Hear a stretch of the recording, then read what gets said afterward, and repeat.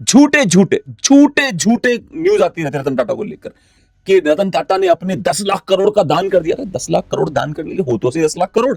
जो लोग आज के मीडिया को गोदी मीडिया बोल रहे हैं, ये सबसे बड़े गोदी मीडिया तो ये थे साले सबके सब। पारसी जो थे उन्होंने बिल्कुल 1818 में पेशवा की जो हार हुई उसमें पारसी एलीट जो है वो बहुत ओपनली उसने उसको सेलिब्रेट किया कि अच्छा वो मराठे हार गए। जैसे आज का पारसी पुराने अपनी हरकतों के लिए जिम्मेदार नहीं है, वैसे ही आज का मराठा पुरानी अपनी हरकतों के लिए कैसे जिम्मेदार हो जाता है।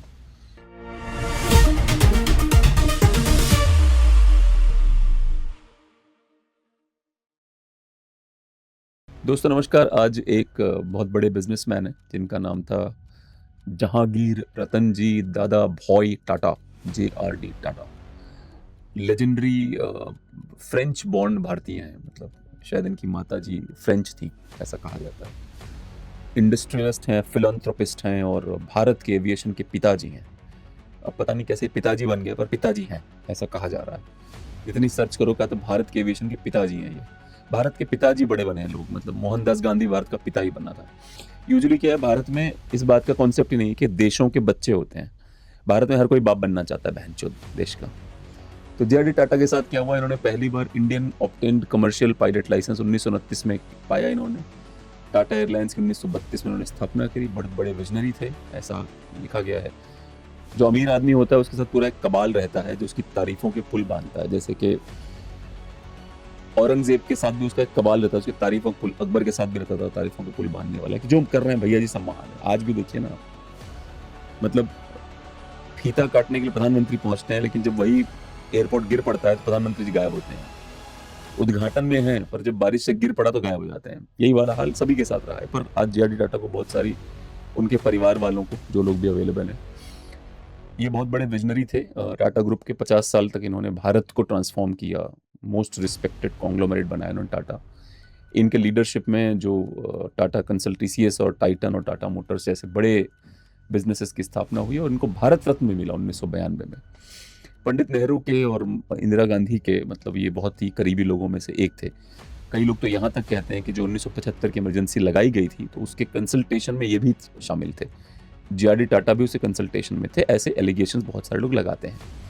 इनके जन्मदिन पे पहली चीज़ तो बहुत बहुत बधाई इनको, इनके जन्मदिन की। ईश्वर करें कि ये जहाँ भी हों खुश रहें, पीसफुल रहें। पर इनके जन्मदिन पे मैं आज एक बड़ा मुद्दा उठाना चाहता था कि पारसियों का और बाकी भारतीयों का रिलेशनशिप कैसा है। क्योंकि पारसियों के ऊपर ये आरोप लगाए जाते हैं कि 18वीं और 19वीं सदी में पारसी बिजनेसमैन ने चाइना में दबा के वो बेचा, ओपियम भेजा। आज के डेट में अगर आप पेज चेक करेंगे तो आपको पता चलेगा कि चाइना बहुत सारा फेंटेनल अमेरिका और यूरोप को बेचता है। फेंटेनल क्या करता है, वो नशा है। आपने वो वीडियो देखे हैं जिसमें लोग ऐसे खड़े तो खड़े ही रहते हैं। तो इस तरह का फेंटेनल अमेरिका अब जो है वो अमेरिका और यूरोप में चाइना भेज रहा है। तो कहा जाता है चाइना जो उसके खिलाफ ओपियम वॉर जो की थी ब्रिटेन ने, गोरों ने, उसका बदला ले रहा है वो, ऐसा कहा जाता है।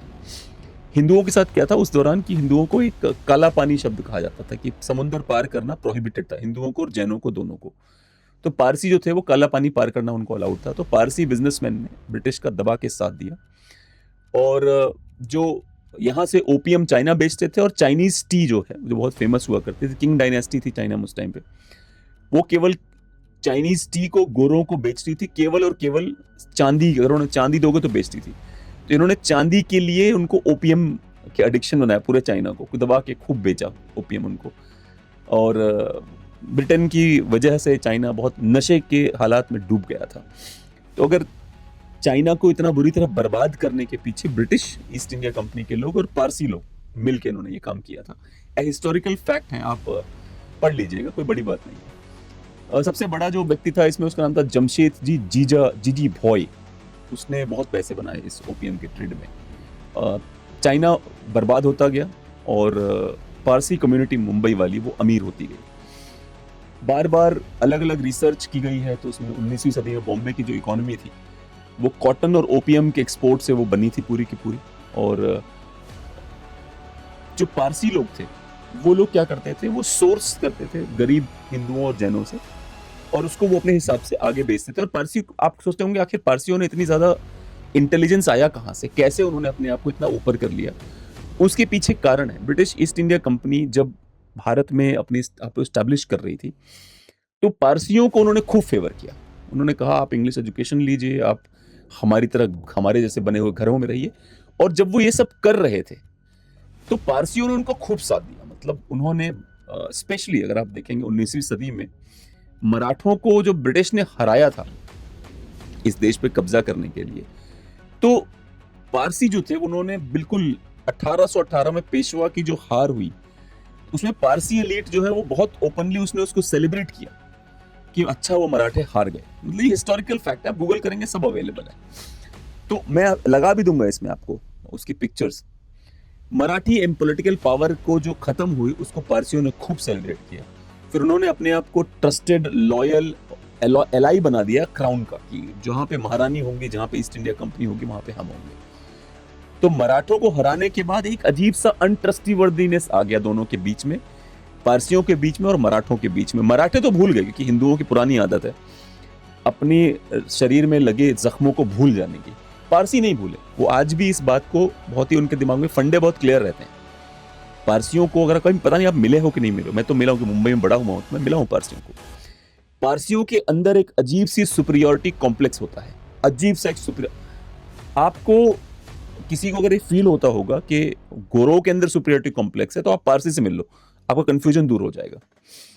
एक 1950 में जब आजादी, सो कॉल्ड डोमिनियन आजादी मिली थी भारत को, तो 1950 में एक संयुक्त महाराष्ट्र मूवमेंट हुआ था।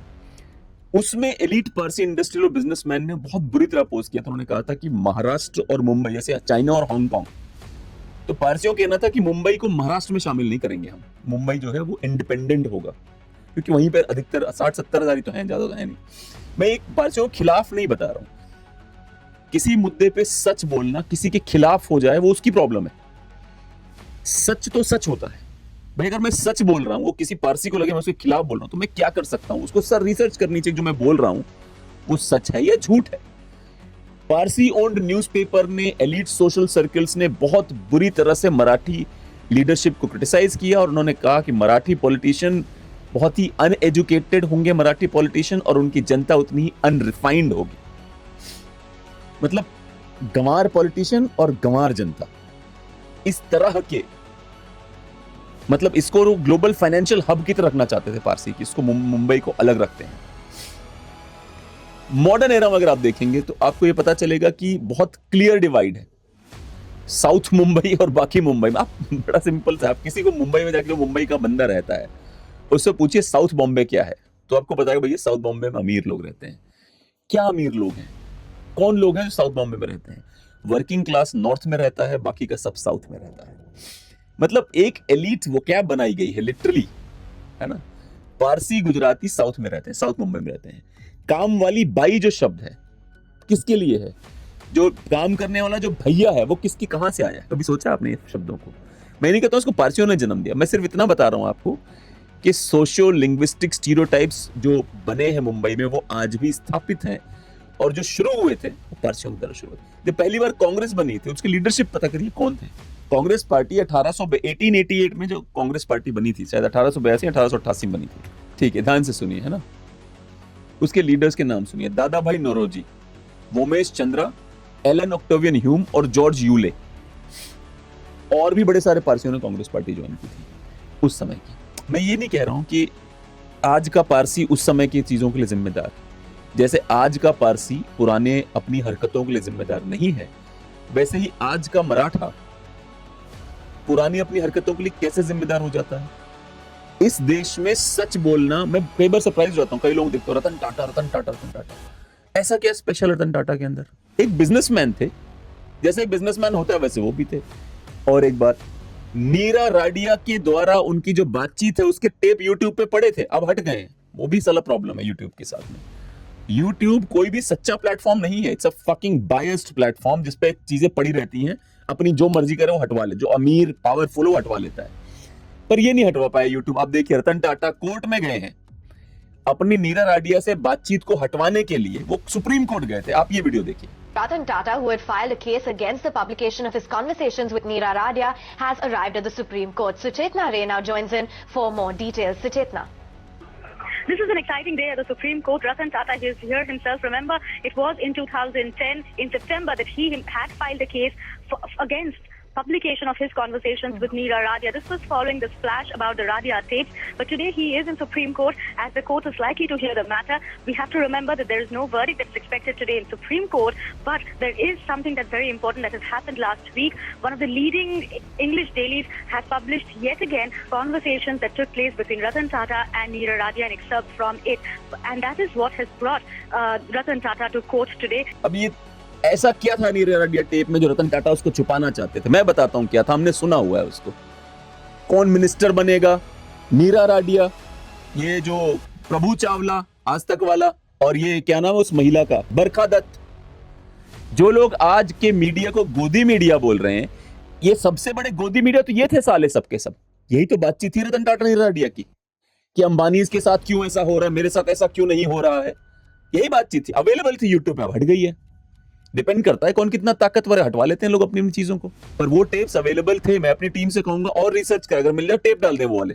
Mr. Tata being approached for becoming the chairman of the International Advisory Committee for Air India.